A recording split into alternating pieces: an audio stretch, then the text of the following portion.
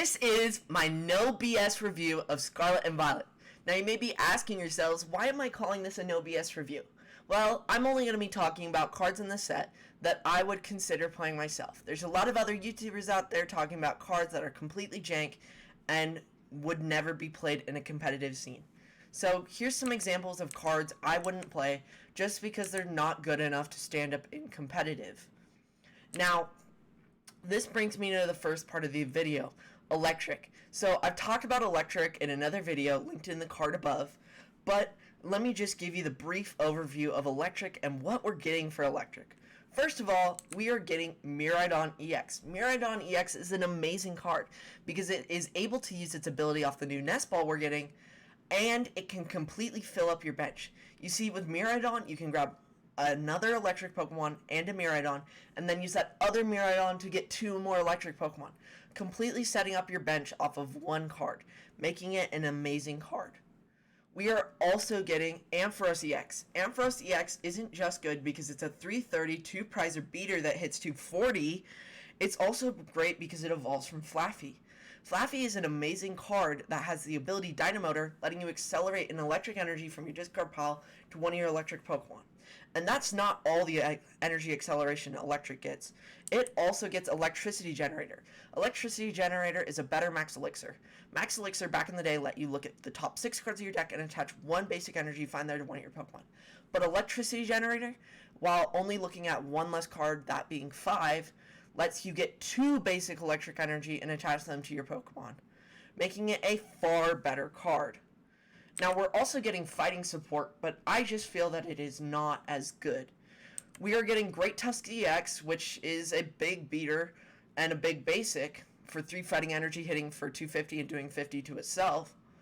But that's 3 fighting energy. While you may be able to accelerate that with the new Koraidon we're getting, letting you attach 2 basic fighting energy from your discard pile to one of your Pokemon, if you use it, your turn ends. So you're likely only going to be using this card on turn 1 or turn 2, but never again. And the only other fighting energy acceleration we have is Gutsy Pickaxe. Now, Gutsy Pickaxe was a lot better when we had Oranguru, letting you swap a card from your hand with the top card of your deck, letting you manipulate that top deck so you could attach with Gutsy Pickaxe. Gutsy Pickaxe just isn't enough because it's only looking at one card and it isn't going to be accelerating your future fightings enough. Now, we are getting Item Lock back. To me, I love Item Lock, but to others, it's a travesty. You may be asking, how are we getting Item Lock? And just as it rotated with Vikavolt. Well, we are getting the new Banette EX, which is a Stage 1, 250 2-prizer. For 1 Psychic Energy, it hits 30, and your opponent can't play any item cards from their hand. Now, this card is amazing, and it's way better than Vikavolt V, I would argue. Here is why. Vikavolt V and Banette take 2 turns to power up each. But the difference is Vikavolt takes 2 energy, while Banette takes 1 energy and has to evolve. Meaning that you can power up multiple Banettes in turns in the future as long as you've played a Shuppet and only having to attach 1 energy. While with Vikavolt, you had to continually find a way after a Vikavolt died to get those 2 energies on. And what makes this card even better is the regular Shuppet. Shuppet is an amazing card because for 1 Psychic Energy, on a coin flip, it's Item Lock. So, you can, on turn 2, if you win the coin flip, Item Lock your opponent and keep that Item Lock for the rest of the game. This is an amazing deck and an amazing strategy that completely locks your opponent out of playing. Now, we've got some more annoying psychics coming in this set as well. First of all, we're getting Klefki, which is very similar to a card that just rotated, that being Galarian Weezing. The difference between Galarian Weezing and Klefki is Klefki only ability locks basics. But this is very important because you can start a Klefki and completely lock your opponent out of using their Miraidons or Fusion Strike systems to set up. Meaning that you can play Quad Klefki and nothing else and just completely lock your opponent out of setup. I feel that this is much better than Weezing because they don't get a single turn where they're able to set up with these abilities. We're also getting another card in this set that I just don't feel is good, that being Dash Bun. Dash Bun has the ability Well Baked Body, preventing it from being damaged by fire Pokemon or being burned by them. But the thing is, fire isn't really strong right now. What's going to be strong is electric and fusion strike. And right now, fire just isn't that strong. But if fire ever becomes stronger in the future, Dash Bun may see play. Speaking of fire, this brings me to fire. In fire, we're getting the new Arcanine EX. Now, what it does is for 3 fire, it hits for 250 and discards 2 energy. Then, with its 280 HP, it can take a hit and then Raging Claws and do a lot of damage. This reminds me of another card in the past that had a very similar playstyle, that being Reshizard. What you would do is you would Welder and with Lieutenant Surge to power up that double blaze attack, hit for that and hit for 300, then take a bunch of damage but not be knocked out, and hit for Outrage, absolutely smacking face. The only difference I see between these two styles of decks is energy acceleration. You see, back in the day, Reshizard had Welder and Lieutenant Surge's strategy, letting you accelerate all those fire energies. But fire, right now, only has Magma Basin. Magma Basin lets you attach a fire from your discard to one of your bench fire Pokemon. So, you can Magma Basin turn 1, and then attach to Growlithe 2 energy, next turn attach 3, play Arcanine, and then use Magma Basin on a bench Growlithe. Then you hit Bright Flame, and next turn, you discard energy and have to attach to the Arcanine instead of your Growlithe on the bench. Now this seems very risky as you won't be able to keep this up, and if you ever miss an energy attachment, the whole game plan goes down. In this, we're also getting a new mill strategy that is only viable and expanded. That being Wugtrio and Wiglet. Wugtrio has the attack Sea Tunneling, flipping 3 coins, and for each heads discarding the top 3, and Wiglet lets you mill 1 on a coin flip. Now you may be saying, hey, isn't this just a worse Durant? I would say absolutely not.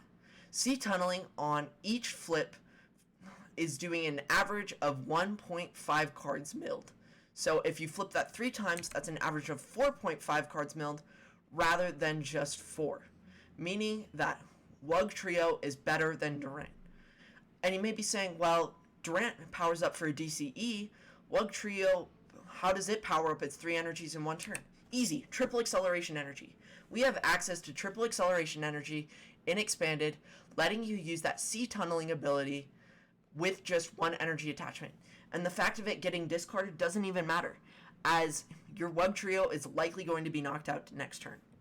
And you're going to be able to mill even more cards with cards such as Glimwood Tangle and Victini with the ability Victory Star, letting you reflip all those coins if you get 0 heads or 1, which is likely when you want to reflip, letting you get that 6 or 9 cards milled each turn, absolutely being disgusting and milling so much.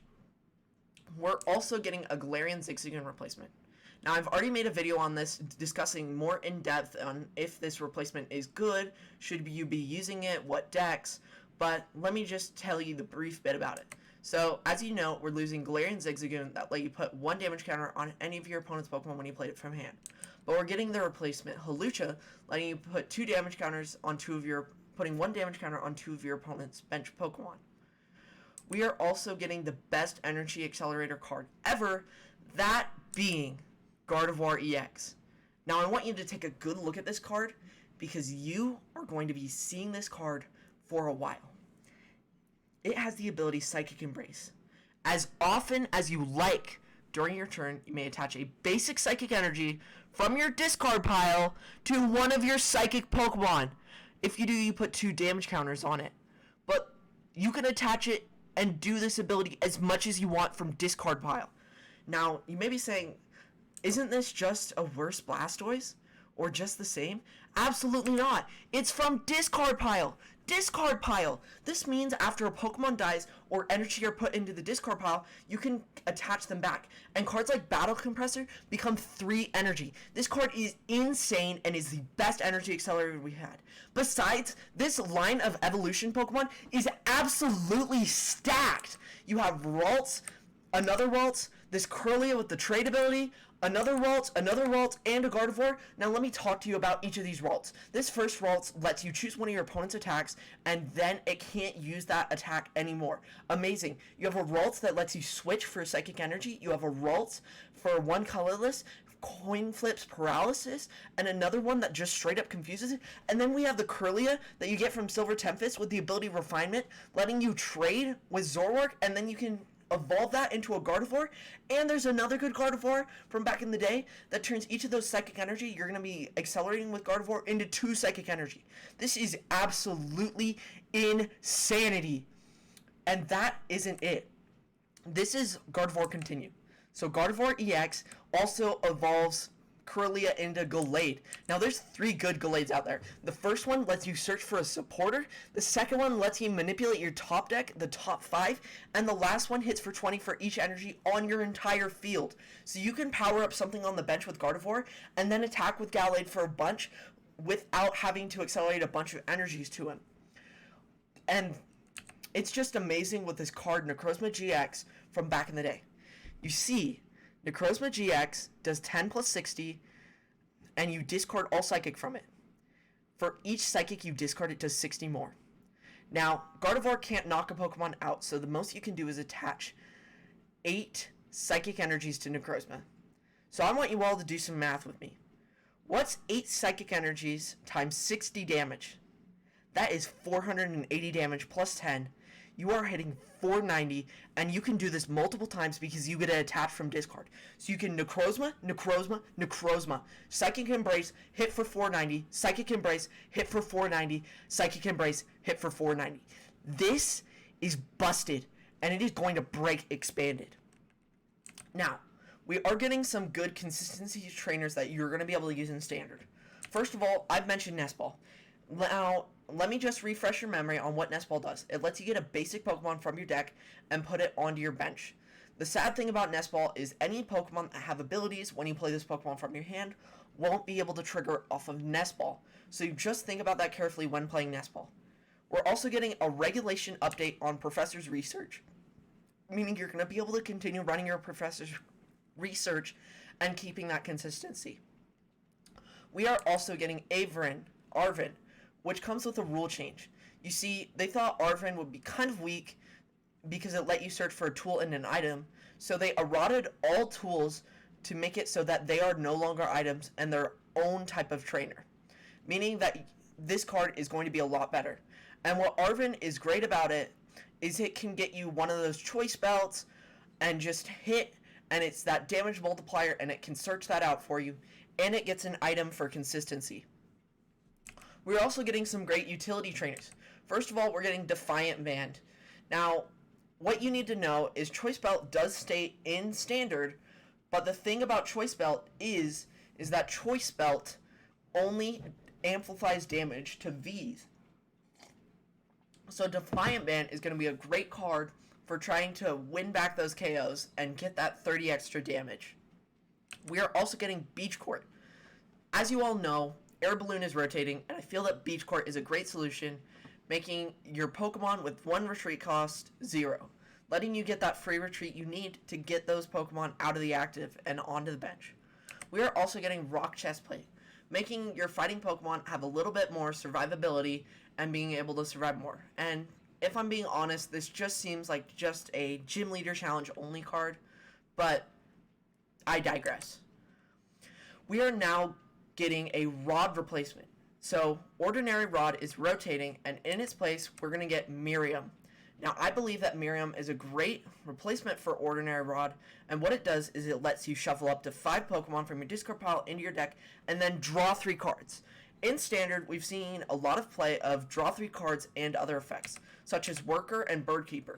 Worker let you discard a stadium, and Birdkeeper let you switch, and they both let you draw 3 cards. So I feel that Miriam being a Ordinary Rod, but only for Pokemon, and letting you draw 3 cards is going to make it viable. Besides, the only other options you have instead are Roseanne's Backup and Silene. Roseanne's Backup is going to let you shuffle a Pokemon, Tool, Stadium, and Energy into your deck, and Silene's going to flip 2 coins and put a card from your discard pile on top for each heads. I feel that Roseanne's Backup and Silene aren't as good as Miriam. Roseanne's Backup is going to give you more options, but it won't let you get as many Pokemon, nor does it draw you cards. And Silene only gets you 2 cards back on top of the deck, while Miriam gets up to 5 and draws cards. I feel that Miriam is just better than these other cards and is going to be the best option for a replacement for Ordinary Rod. Here's a card that is secretly busted. Team Stargrunt puts an energy attached to your opponent's active Pokemon on top of their deck. You may be saying, isn't this just a worse Team Flare Grunt? Absolutely not. You see, if you have a way to loop Team Stargrunt, your opponent is going to continually have to choose on attaching to the active or keeping it in hand or attaching to bench to draw a card, which is insane. Now you may be asking, well, how are you looping this card and how are you going to win off this stall? Well, how are you going to win off the stall? Easy. Flapple with Apple Drop. Flapple Apple Drop is going to let you put 2 damage counters and shuffle it back into the deck. So then you can play another Flapple, and just continue shuffling it back into the deck and getting that damage slowly chipping away at their Pokemon. And if you run multiple, you can keep Apple Dropping on multiple turns. And then I said, how are you going to loop this card? Well, that's easy. With Dialga with Temporal Backflow. So you can Dialga an expanded Temporal Backflow via Seeker to hand, via Seeker for Team Stargrunt, and just continue this combo until you win.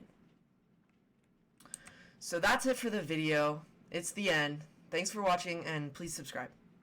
Oh, and unban Sableye, please, Pokemon, if you're watching unban Sableye, I need you to unban Sableye. Sableye, please unban. If you don't know why Sableye should be unbanned and expanded, watch my video in the card, but unban Sableye now. Please, Pokemon, please, save my boy, unban Sableye. Thank you.